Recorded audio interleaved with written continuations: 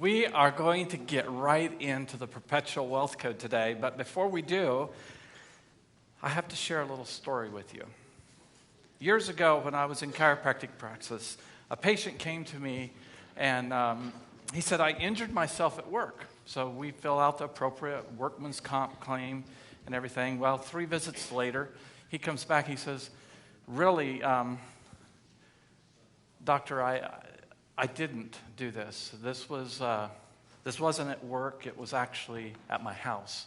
I was moving my barbecue. I said, well, we're going to have to make some adjustments in the claim then because, he says, well, can you just leave it as I was hurt at work? I said, no, you can say whatever you want to the insurance company, but I have to report the facts. Well, unbeknownst to me, that was during a time when the Attorney General of the state of Oregon was investigating, and the guy that was my patient was a plant. He was setting me up to see if I would lie and change my...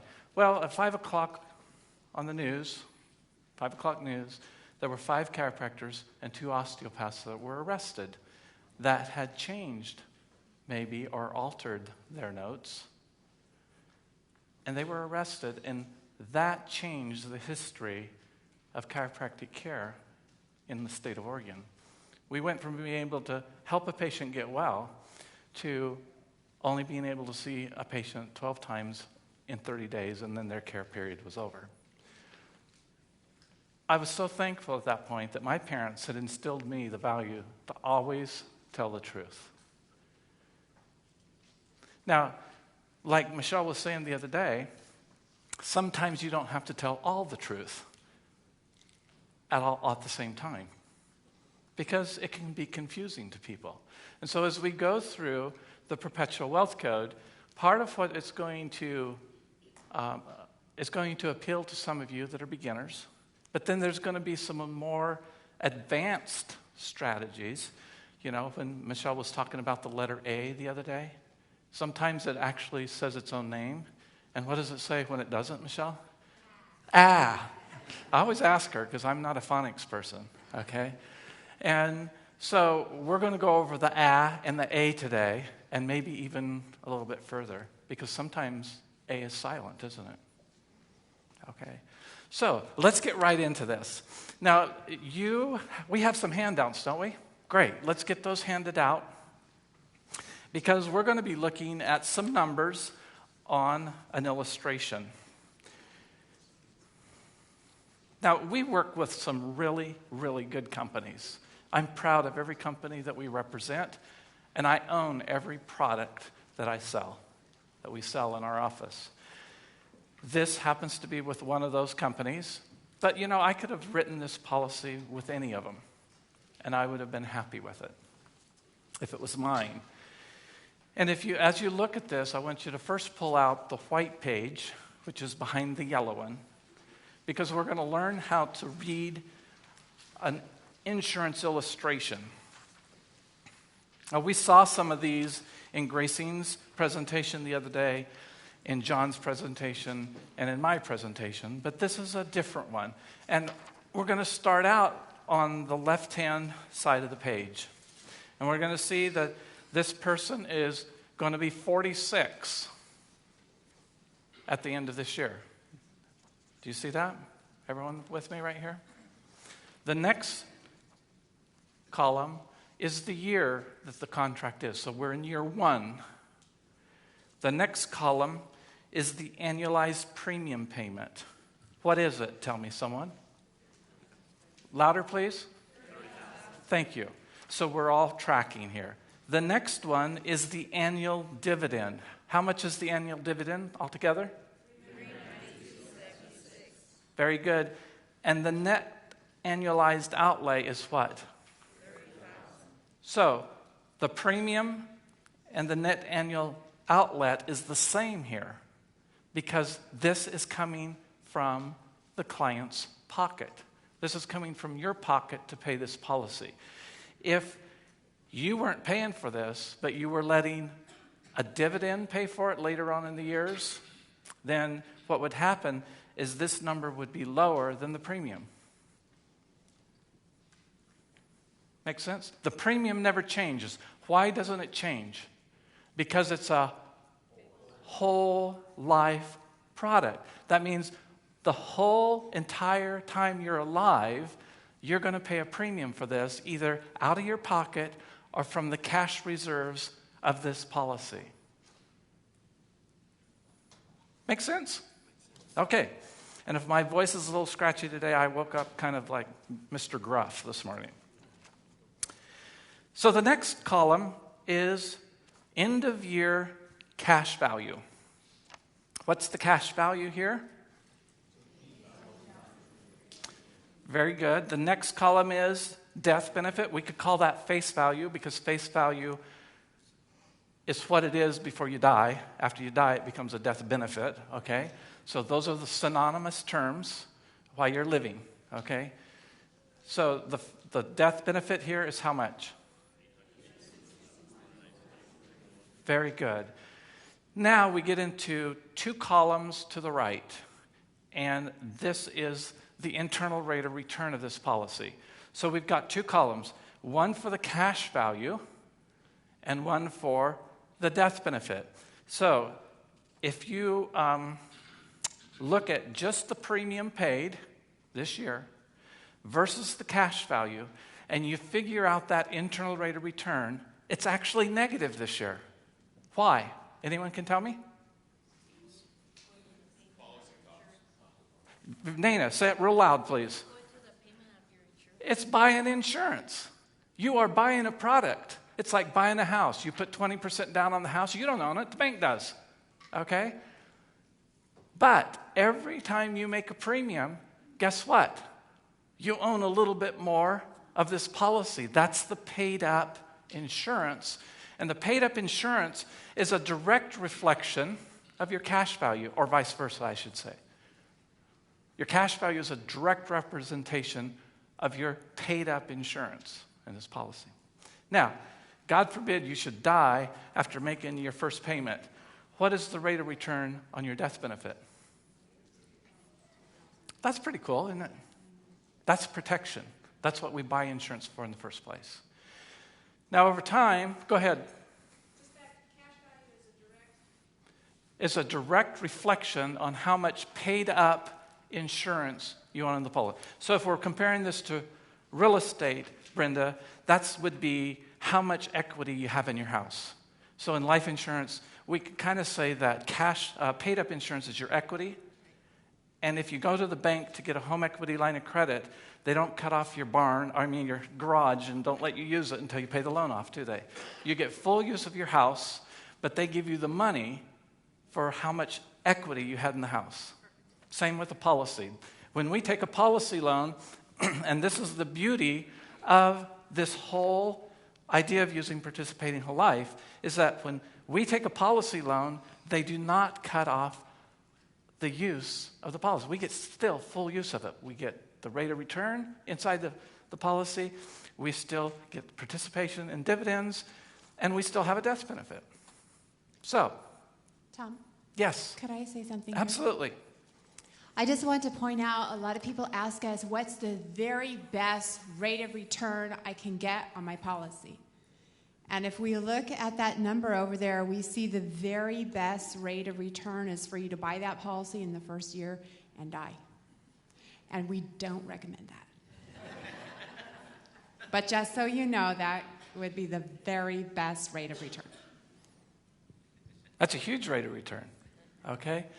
But now... the best rate of return monetarily. If we're talking about wealth in other ways, it's not. So, excuse me, I got to get a drink.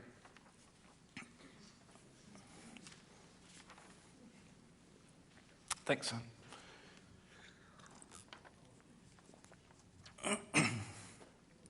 Let's follow that cash value rate of return down to the bottom of the page.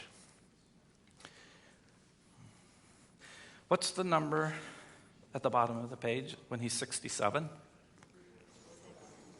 The cash value return is what? Say it loud, please.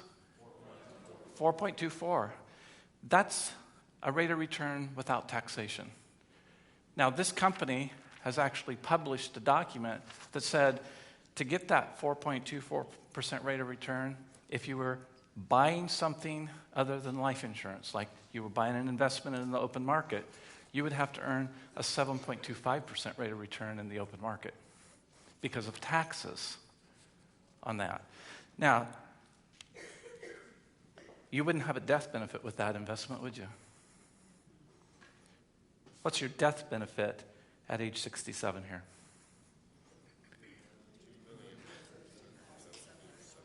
$2,217,720.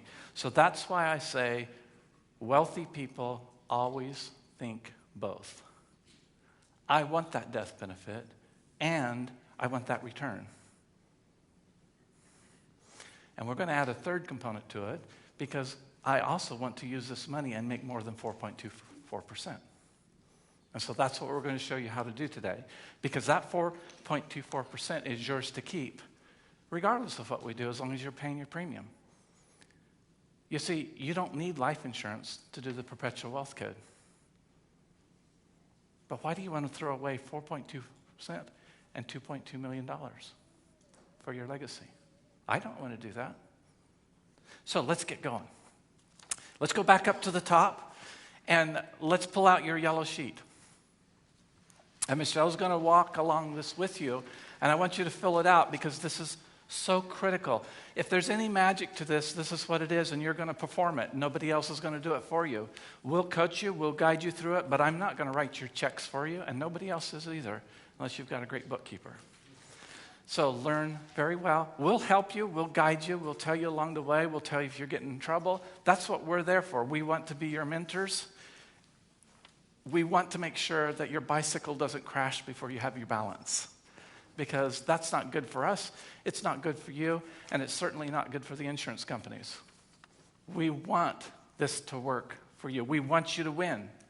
And so this person pays, or you pay, and I'm going to refer this to you as your policy from now on. So you pay $30,000 in year one. That comes from your income, doesn't it? So I want you to take from your income, and I want you to draw an arc over the top of the page and come down and show that you paid your premium to your policy. Now, anyone in here, will you tell me what percentage of your income should that premium be? 10%. It should be 10%. If you can't do 10%, what should it be? What is ever comfortable and affordable? Yes. Okay? Whoever said that, good job. All right? I thought I saw a question.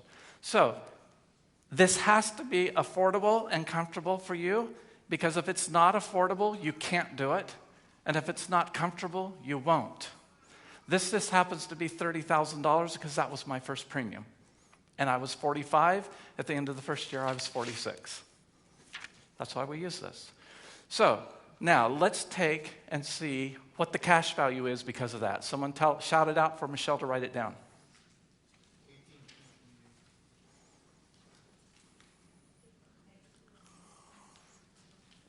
Everyone see where we got that number? Good. Now, while you're doing this, now, what I look at my policies as, I look at them as my savings accounts. That's where I save. That's why my 10% is going over there. And it's a better savings account than any place else, because I get this 4.24% without taxation. Can you save any place else and get that kind of return without taxation? Tell me if you have any place that you could do that. That's why I use the policy. Plus, I like my kids. I love them. And I want to leave them lots of money when I die. Okay? So what happens now is I still have expenses in my life, don't I? I've still got the 70% to deal with, or maybe some 20% to deal with. And so this is where we can start making the perpetual wealth take off. Now, how many business owners do we have in the room? Raise your hand. Okay. So there's more business owners in here than not, so we're going to make this a business expense, because there are some unique tax advantages when you loan money out of your policy to a business, and you can put /investment after expenses up there. My CPA, who is a tax auditor for the IRS for 33 years, says you get a tax credit or deduction on your 1040 Schedule A if you borrow money from your policy and lend it to a business or you use that money for an investment purpose. And so those of you that are not business owners, this is a prod to tell you you need to be in business. And like Lee Phillips says when he's here talking about corporations and LLCs and everything, he says everybody should have some type of business. Otherwise, you're paying too much taxes. So, and if you're not there, that's fine. But you'll get there if you stay in the Perpetual Wealth Code, because this makes sense, all right? Now, let's say that an expense or an investment that you want to make, and we're going to stick with expenses here because when John was talking yesterday, that's the first thing we need to get rid of is expenses. We need to start financing those ourselves if it makes sense, and we're going to have it make sense here for this illustration. We have an expense that comes up in our business, let's say for $12,000. Everyone write down a $12,000 expense, and you might just put business over that expense so that when you get home, you'll remember this was for business.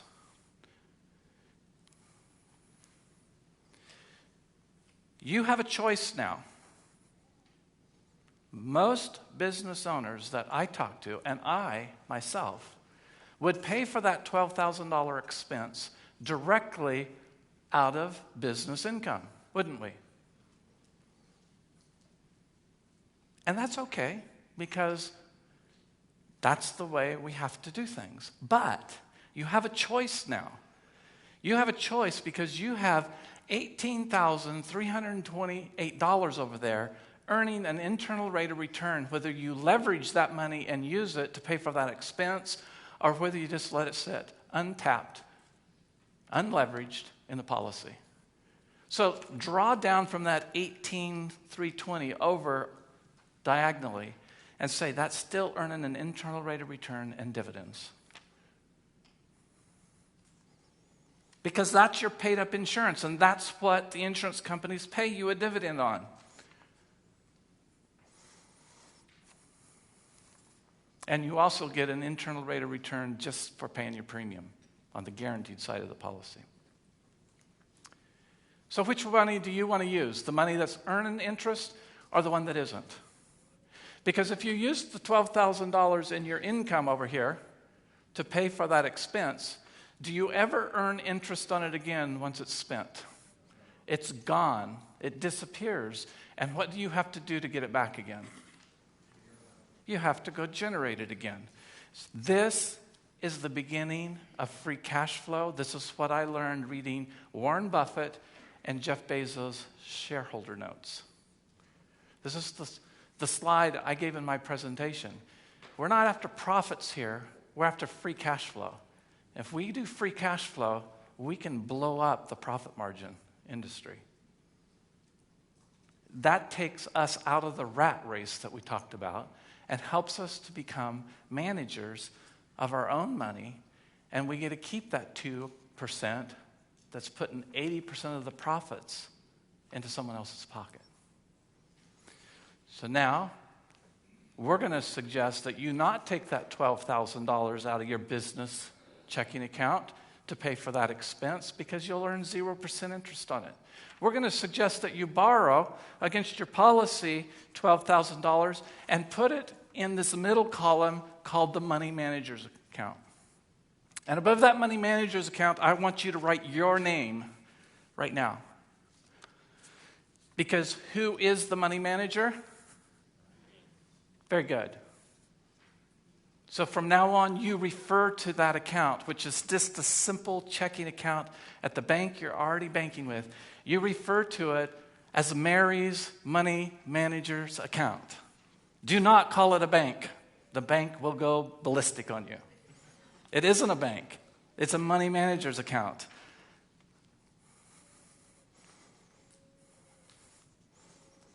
In fact is, let's just get banking out of our terminology, okay? If I use the term banking, I can't sell you a policy in 3 states. The commissioners don't like it. It's an antiquated term. Let's let banks be banks and let's be money managers. We make more money. All right? So, we got a choice now. We can take the $12,000 in your money managing account and we can pay for that expense and we can still earn an internal rate of return and dividends while we're doing that. Does that make sense, everyone? It's pretty simple, isn't it? Einstein said just because it's simple doesn't make it easy. So we're going to make it easy for you. So we're going to take that money and we're going to pay for that expense. And now that cancels both of those and we're just going to cross them out. When have you ever spent money and still earned interest on it? Raise your hand. Before you started the Perpetual Wealth, okay? Oh, but we've got something really cool over here. We have $12,000 that we would have spent that we're still in control of, aren't we? We're our business income over here. So let's circle that $12,000 in business income because that becomes something really special now. And does anyone want to tell me what that money becomes? Say it really loud. Free cash flow. Someone asked this question yesterday. What can I do besides free cash flow? And I said, I don't care if it doesn't do anything but give me free cash flow. That's what gives me the liberty to do all the other stuff. Okay? So that is our goal. How much free cash flow can we do up? Because then we can practice the velocity or the volume of money that John went over. Without free cash flow, that becomes very tight and constrictive, and we can't do it as well. So, by the way, just a point of definition. What's the difference between free cash flow and cash flow? According to Investors Business Daily, cash flow is just simply the ins and outs of money. So I make money, I spend it, I document it, it's gone. That's cash flow. Free cash flow is money that I make, I spend, and comes back so I can spend it over again. Okay? And the problem in America today is that all of us make a lot of money in our lifetime, whether we're making minimum wage or whether we're making greater than that. But it walks out of our life to never be seen again. So we're going to let that recover so that we can use it over again. And this is how we do it. I'm going to suggest that you take that $12,000 and you make affordable and comfortable payments back to you in your money manager's account. And this is the comfortable and affordable payment that I know you can do, and so I'm going to recommend it. I want you to take $50 per month. And I want you to times that by how many $1,000 you used out of your policy or your money manager's account. So in this case, that's going to be 50 times 12. And Mary, what is 50 times 12? Say it loud. $600. $600 a month then can go from your income, from the $12,000 you did not spend, back to the money manager's account. And when you do that, what is 600 times 12? Nathan?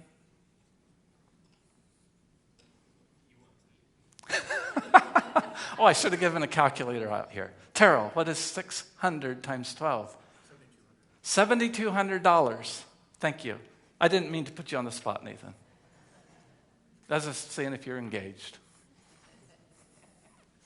So here we are now at the end of the first year. Notice there's a line on your paper. That represents the end of the first year of taking your first policy loan. How much money is left in your income column because you paid 72 of that $12,000 over to your money manager's account? What is 12,000 minus 7,200, Mark? $4,800. Thank you. that $4,800 is earmarked. If you spend it on something besides paying you and the money manager's account back, you're squandering the seeds of greatness that will come to you. That money should be earmarked only to pay the money manager's account back. It is there to help you offset the high interest rate you are paying yourself back. Now, does anyone ever notice that all we've really done here is take money that you would have spent and pay it back to yourself? Is that hard?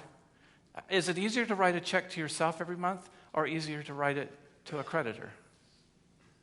It's a whole lot easier for us to write those checks to ourselves. It's kind of fun. Now, there's $4,800 there. It could be tempting for us to go and spend that on something else. But if you do, you're going to tie up the money that's going to make it easier for you to continue this process. You see, 50 times however many $1,000 you're using per month for 2 years, and that's how long this loan is going to last, 2 years, is what kind of interest rate? Has anyone ever calculated this besides me? 18.16. Is that credit card interest rate or what? Why do credit cards charge such a small minimum payment every month? It's comfortable and affordable. And they don't care if you pay this loan off early. They would really like you to take 5, 10, 15, 20 years. Because why? They'll make a ton of interest on you. Do the math sometimes. Take a $10,000 credit card, make the minimum payment on it for 15 years and see what kind of interest you've paid. You saw John's volume of interest the other day on a house at 5%. When you start doing this with a credit card, it's insane. It almost becomes immoral, okay? So anyway, what's happening here is that $4,800 is going to help you sustain paying yourself an extra 18%. Now, let's just stop right here and see what we've accomplished. You've paid your expense off. You've got the benefit of whatever you did with that, right? You've got the interest in the policy that's still growing, and you've got the death benefit. There's three benefits that you have. The fourth benefit is you've got $4,800 you haven't spent, and the fifth benefit is you've got $7,200 you can spend again. Any other benefits that anyone sees? Did I miss any, John? 5 benefits. Oh, yes, Nathan. Someone else isn't in control of it. Oh, yes, 6. That's the biggest thing. Okay? Now, I'm just going to let you in on a little secret. The insurance company doesn't give a hoot whether you pay this loan back or not. All they want from you is your premium and the interest on any outstanding loan. That doesn't limit you, that frees you up. But don't let your freedom lead you into danger. Because this interest will compound over the years. And so it behooves you to understand this one point, and I want you to write it down. You never, ever borrow money from your policy that you can't recover more interest than the insurance company's charging, or you can make more money than the insurance company's charging. Because if you do, you're going to be in trouble. Maybe not right at first, but it's going to be difficult for you to pay the policy loan back. And we do want to do that eventually for some things. Now, we're at the end of year 1. We just talked about interest. The insurance company wants what from you? Premium and interest. Have you paid anything back to the insurance company yet? No, you have not. For beginners, and I break from the business model here to tell people that don't have a business, it may be best for you to go ahead and send that $7,200 to the policy at this point. Because if you're not in business, you're not getting a deduction for the interest. Business owners, it behooves you maybe not to do that. But what we do have to do for everybody is the minimum, and that is pay your premium. So we're going to take another arc over the top, bring it down to year 2. and we're going to pay your $30,000. That $30,000 is really what? Your savings account. That's what I refer it to. This is my savings. This is what we use it. So we bring that on down the second, please, Michelle, down to the second level. There we go.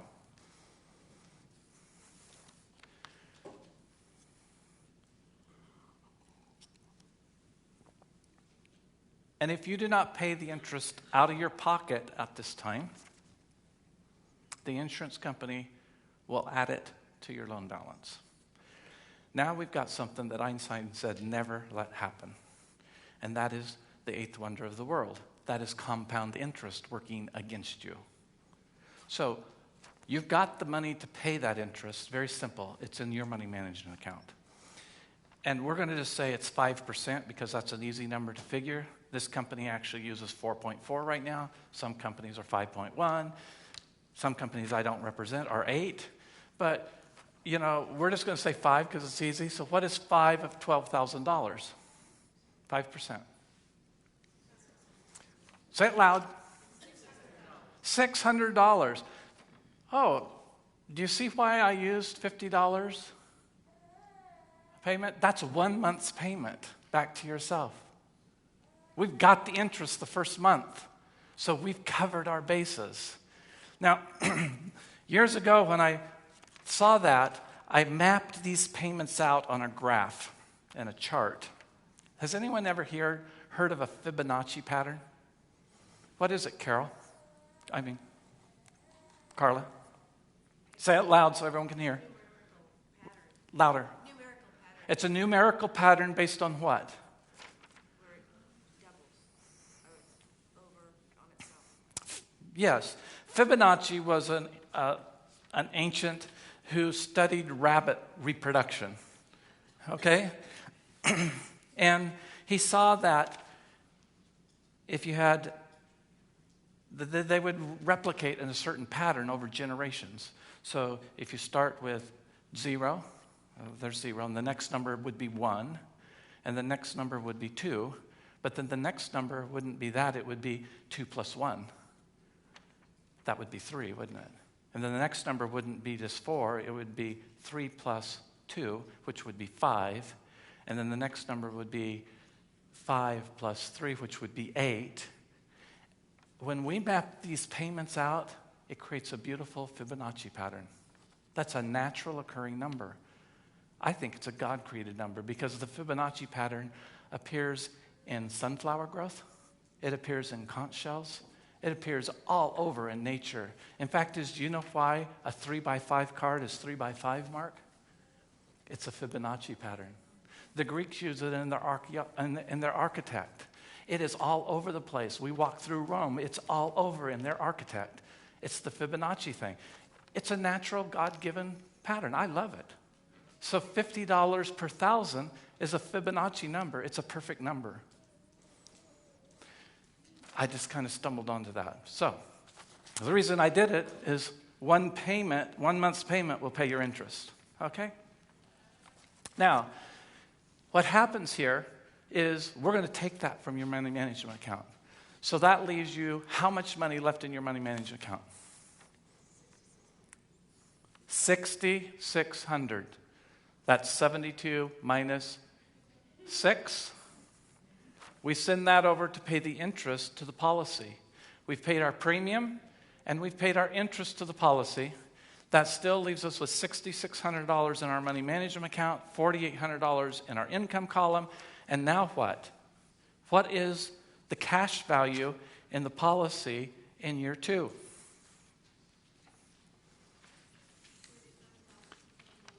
$37,690. Everybody see that number where it came from? Right here on your chart. Cash value year 2. That now is what you're earning an internal rate of return and dividends on. Even though you still have $12,000 that you're using someplace outside the policy. Is this getting better? Is this fun? This is beating the system, folks. This is winning. Now, what happens here is we can take that $37,690 and we're going to put it right up here to show that that now is what we're earning interest and dividends on.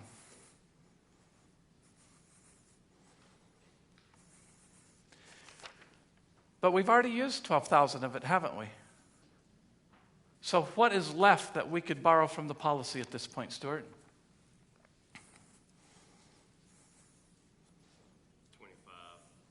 25,690. Damn. See, this is like, we should have been taught this in 8th grade. This is easy math. Your kids were taught in 8th grade. Yeah, Jordan's been taught this. Okay. Now, what's the rule of borrowing from the policy? When should we borrow? When we can pay the interest. Yes, thank you. Only. And why can we pay the interest, Darrell? So we can keep the policy satisfied and we won't be bleeding to death with compounding interest against us. Yes. So what happens is we have to be able to make more interest with that money than what the policy would charge us, right? Okay. Because otherwise it's just a roque shell game that we're playing. All right? So now if we take that $25,690 and we move it to the money management account because we have either another investment or an expense that we want to recover in our life or our business, then guess what happens? We get to add the $6,600 to that. And now how much money is in our money management account? $32,290. Ooh. What is 30,000 plus 600? It's 30,600, isn't it? You are managing more money in your management column than what you paid in premium and interest. Is that a good deal or a bad deal? It's a great deal. It is, isn't it? Isn't this easy? This is what banks do all the time, isn't it? Okay? Now, if you use that money for an expense and investment or an investment, then we would roll that into the expense account to pay for $32,290. And that would be $32,290 of income you wouldn't have had to spend. So we have to put that as a positive number under the income column. So if we use this $32,000 to pay for this here, we can cross these two out because they're gone. This now is what's left that we didn't have to spend out of our income, and now we get to add the 48 to this.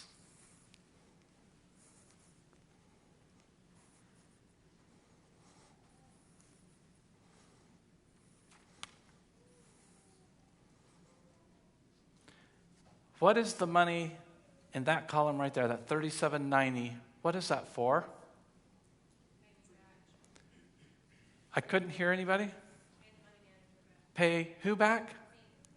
Thank you. Okay? That's the only thing it's for. If you spend it on something else, what are you doing, Brenda? You're bleeding, you're hemorrhaging. Okay? Rabbi Lapin says that blood and money are the same word in the Hebrew language because they do the same thing in their own environment. If we're bleeding to death and we don't stop it, what's going to happen? We're going to die. At the same time, if we hadn't ever borrowed this money from the policy and just let it sit there growing 4.24%, that's a little bit about like hoarding. It's better than hoarding because we're actually earning a return without taxation. But it's like our blood all hanging out in our legs and feet. That's going to kill you too, isn't it, Dr. John? If we don't do something about it.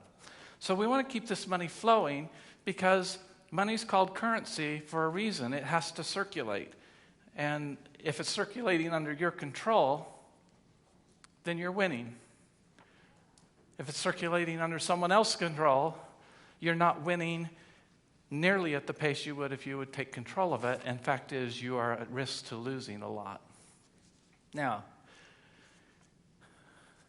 can you keep doing this ad infinitum. Can you keep going on and on and on and on doing this? I see some shakes of heads no. I see some nods of heads yes.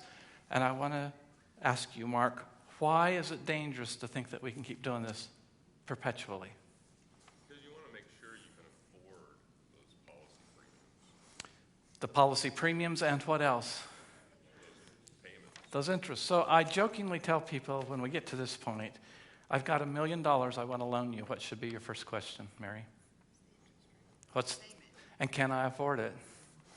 And if you can't, I'm going to be chasing you really hard, okay? Well, what's going to happen here, if you can't afford to make these payments back to your money management account and you can't afford the interest, you're going to lose the policy, okay? That's just plain and simple. Now, that's why we have slash investments up there, because there is no way that you can borrow all the money from this policy and pay it back with your own income. It's impossible. You can't make enough money in your lifetime to do it. However, is there anything wrong with doing this in short spurts from time to time? Have a group of expenses, get it together, pay it off, and then start over again? If I can pay myself 18.16% interest for 4 years in a row and then have to take a break for a year and then start over again, is that a problem?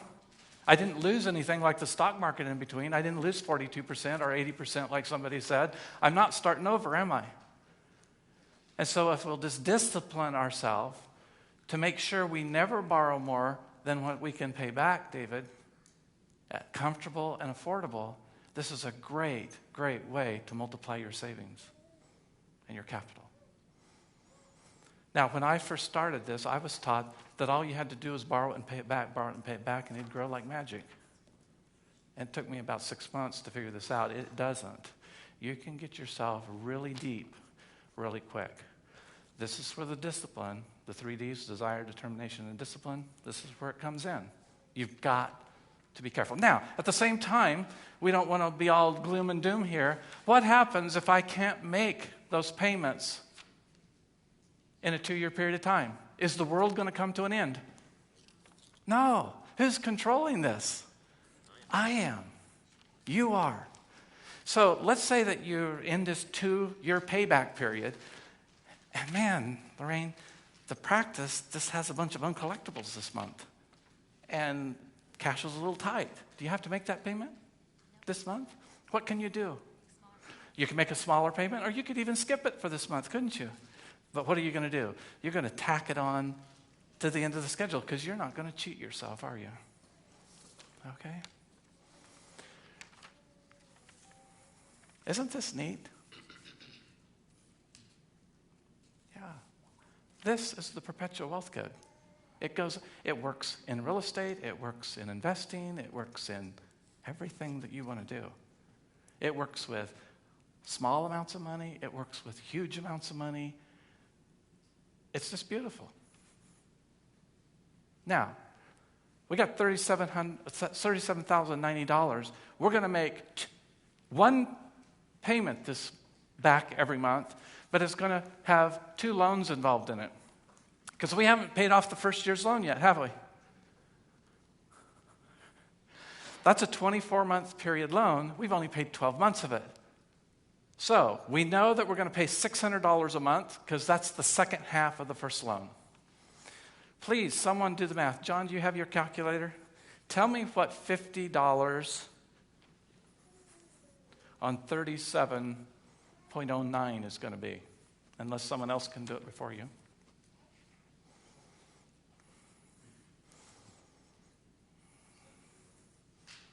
Did someone get it?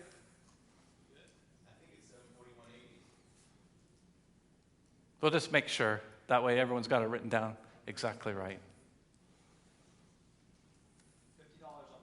$50 a month for, yeah. $37.90 is the monthly payment. It's got to be more than that. $1,854. $1,854 plus $600. That includes the $600, John? No, it does not. It does not. So we add the 600 to that.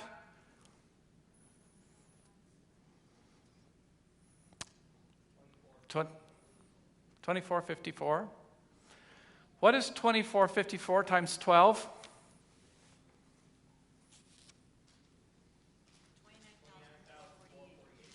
29,448. That's what you pay back to your money manager's account this month. Or this year, excuse me. How much money do you have left of the $37,090 after you do that? 7,642. That's your free cash flow left over at the end of this year that's never going to be spent on anything except what? Paying back you. Can we pay the interest on this policy loan this year out of what's left in the money manager's account? And what is it going to be, John? Can you tell us? 5% of the 37,690 that we've borrowed from this?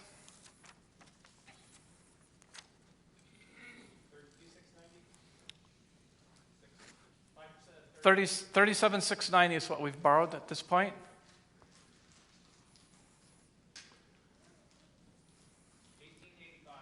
$1,885. Oh, isn't that the same payment that you made once per month this time? Wasn't that our monthly payment? So we had the interest paid for this in the first month that we made our payment back to our money manager's account. You see, 1854? I can't hear you. The original amount was figured on the $37.90, and then the new one was figured on the $37,690. So what's the interest for this year?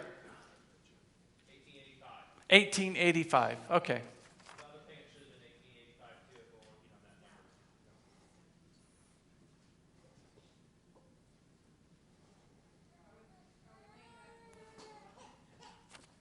On the second year, are you going ahead and paying the full $600 for 12 months? Yes. Otherwise, you pay no interest.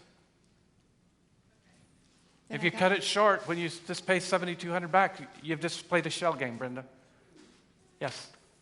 Possibly the reason those numbers don't match is we added 48, we're actually doubling up the interest because we added 4,800 to 32, and now figuring the interest from there. We should have just figured it initially on 32,290 and then added the 600 to that. Okay, you're right, Terrell. Thank you. So now, what we're trying to show is here that your first month's payment at the beginning of the year is going to pay your interest. Okay? So, what I say with that is when John was talking about velocity of money, don't borrow that back out of the money manager's account to do something else in the middle of the year like he was doing. That's there to protect your interest. Wait until that grows beyond that. Does that everyone follow that? Okay. We're always trying to make sure. So that money pays the interest. This will go on, okay? Now, we've paid the first loan off, haven't we? With interest. We've collected 18%. Now, someone always tells me when we get through this, and I'll just say it before someone else does, well, Tom, all you're doing is teaching people to force save. Fine. You're absolutely right. But if I came to you and I said, Karen, you need to save an extra 18.16% of your income, you'd say, go fly a kite, wouldn't you? I can't do that. I just showed you a system how to do it, and you have money left over each year. Okay? Systems work, don't they, Dave? You got systems in your practice. Everyone comes in front of the front door, and someone gets greeted, and someone does this, and someone does that, and if you don't have a system, you don't have a practice, do you? Okay? It's just the way life works. We have a system raising kids, and it doesn't have to be a rigid system. Michelle always said we had a system, but it was really more of a routine. Because what happens if something throws a monkey wrench in your system? Well, we don't have to pay this payment back. We can add it to the end of the schedule. We're in control. A routine is a system that you're in control of. Just be very careful that you realize that you can't deviate too far from the system consistently or frequently and come out with anything that's worth having. Okay? So, how much time we have left here? Oh, I'm up. I'm talking too long. So I hope this has been helpful. Has it? Yes. And we do have time for, let's just take 2 questions, and you'll have time to talk to me later when we have another panel up here if you have other questions. 2 questions right now. Any questions on this? This is pretty simple. Was this helpful? Okay. No questions. Great. Have a great day. We've got a great lineup. Oh, yes, 1 question here. So I have my own corporation, and my daughter is a % owner of the corporation. I made her an executive officer as well. So is she also able to claim as her own business, or should she then start her own business? Does that make sense? For what purposes?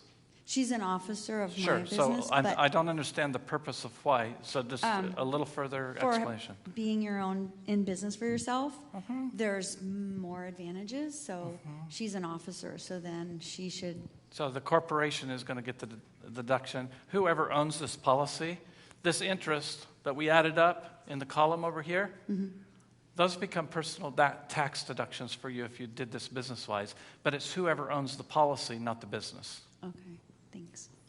Just a quick comment. Carla? Check.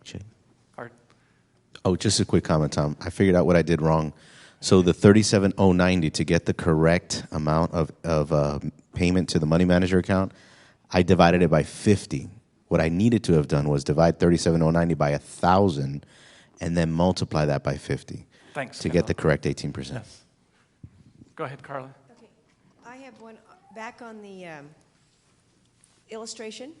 Yes. On that death benefit at the bottom, the $2 million, is that guaranteed or non-guaranteed? Right there. This chart is based on non-guaranteed results. This has dividends in it. Okay. Yes, David.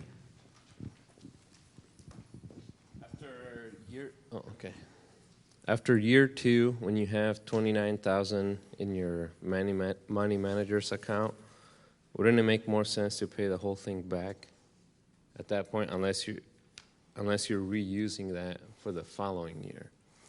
You're absolutely right. So David's question here is, when you get a lot of money in your money manager's account, wouldn't it make sense to pay it off earlier? Yes, if you don't have need for that money. But like John was saying yesterday, if you want to practice the velocity of money, you'd loan that back out. It would never really completely gather here by the end of the year because you'd reuse it for something else. Now we're stacking it like the banks do, where they get a volume of interest increasing because they're velocitizing as well. And that's kind of like step 301 in business. But yes, you're absolutely right. Very good. It's like A says A says A, and sometimes it's silent.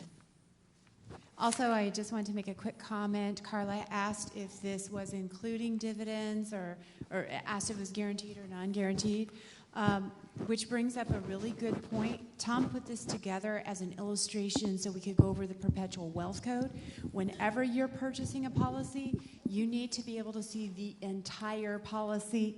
That means that this page, it's going to look something similar on a tabular detail, but it will tell you how many pages it is, and you need to be able to see all pages so you know exactly where the numbers are.